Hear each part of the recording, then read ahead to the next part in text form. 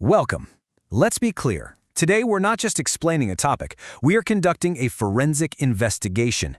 It's time to put on the gloves and examine the self-inflicted wounds of the spiritual marketplace as we dissect the so-called cheap reading scam. And this is our point of entry. You need to understand, this isn't a generous offer. It's not a kind gesture. It is the first cut in an act of professional self-destruction. The central finding of this whole autopsy is that cheap readings are not a service. They are a slow, sweet-sounding poison. So, let's begin our examination right at the crime scene itself. That moment, the moment a practitioner decides their divine gift is worth less than a cup of coffee, this is where the wound is first made. Let's be surgically precise here. This is not generosity. We're calling it cannibalism with glitter for a very good reason. Every single time a discount is offered, it's an act of self-consumption. Practitioners are literally devouring their own power, their own intuition, and just dressing it up as compassion. This right here, this is the clinical term for what we're observing. It's not just, bad business. It's a deliberate, harmful act. It is the intentional devaluing of a sacred gift, and it leads to a slow but absolutely certain erosion of both personal power and professional integrity. And this really illustrates the direct consequence. See, the energy you project dictates the energy you attract. Low prices don't signal kindness to the people who are genuinely seeking. No, they signal vulnerability to energetic parasites, the scavengers of the spiritual world. All right, now it's time to turn the scalpel inward. If we really want to understand the crime, we have to understand the victim, who, in this case, happens to also be the perpetrator. So what is the psychological profile of the practitioner who does this to themselves? This is where we cut through the excuses. On the left, you see the noble justifications practitioners tell themselves. But the translation on the right, that exposes the stark reality. A deep-seated fear of worthlessness and, frankly, an addiction to validation that's stronger than the need to pay their bills. And this is a crucial point. The path of undercharging doesn't lead to a thriving practice built on experience. As you can see, the only thing you truly gain is exhaustion. It is a one-way ticket to burnout, not success. And it leaves a practitioner with absolutely nothing left to give. So, we've examined the practitioner. Now, let's profile the external factor they attract with this behavior, the bargain-seeking client. Now, listen, do not mistake them for some humble seeker. The person who actively hunts for the cheapest option isn't looking for real guidance. They are a predator who has sensed weakness. They see your low price not as a gift, but as blood in the water. And here are their tells, their classic moves.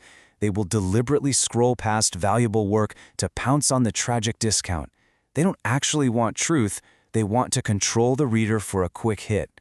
They'll use spiritual language to manipulate you, and then, poof, they disappear, leaving you drained and completely devalued. Ultimately, this is the diagnosis. This is not a healthy client relationship. The practitioner isn't a service provider, they're a host. And these aren't customers, they are parasites, simply disguised in the language of spirituality. We now arrive at the core of our report, the cause of death. How exactly does this practice of undercharging lead to the death of a spiritual gift? Let's perform the necropsy. The progression is clinical, and tragically, it's predictable. It all starts with the price, which sets a low energetic tone. This energy, well, it inevitably breeds self-doubt. The constant need to prove yourself for pennies on the dollar leads to overwork and exhaustion, until finally, that exhaustion simply snuffs out the intuitive flame. The gift dies. So let's stop calling this a business model. It isn't one. Every single sale made below the price of dignity is just another step in a ritual sacrifice, where the only thing on the altar is your own divine talent. But every good investigation has a twist. We think we know who the villain is, the cheap client, the parasite. But now, we're going to unmask the true monster in this grim story. This is the fear that paralyzes so many practitioners, isn't it?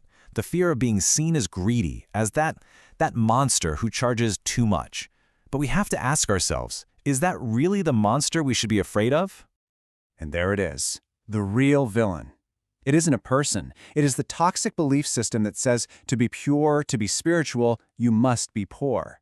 The idea that charging your worth is somehow a sin. That is the monster. And this just places the responsibility right back where it belongs. See, the monster doesn't even have to do any work. You hand over your power, your soul, willingly. You gift wrap it in the politeness of a discount and you call it service.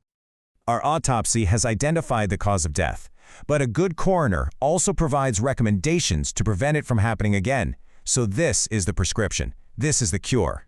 And look, the steps for this cure are stark because they have to be. First, raise your prices until it feels uncomfortable, and then do it again. Second, get rid of euphemisms like energy exchange. You are a professional, not bartering souls. Third, master the sacred, complete sentence, no. And finally, you have to understand that exposure doesn't pay bills. Exposure is what coroners deal with.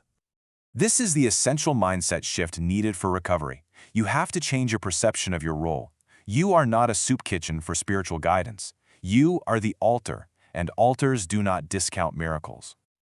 And so, we come to the end of our report. All the evidence has been examined, the body dissected, the cause of death determined.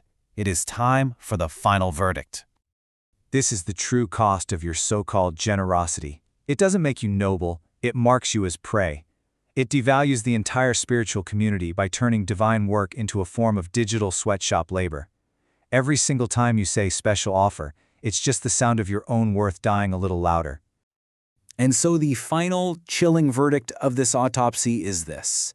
No external force, no devil, no demon came and took your power. You sold it, willingly, for $5, and had the audacity to call it service. We leave you with 3 final commands from our findings. Raise your price or dig your grave. Understand that cheap isn't humble. It is haunted by the ghosts of your own potential. And remember, you are not here to survive on scraps. You are here to rule the temple.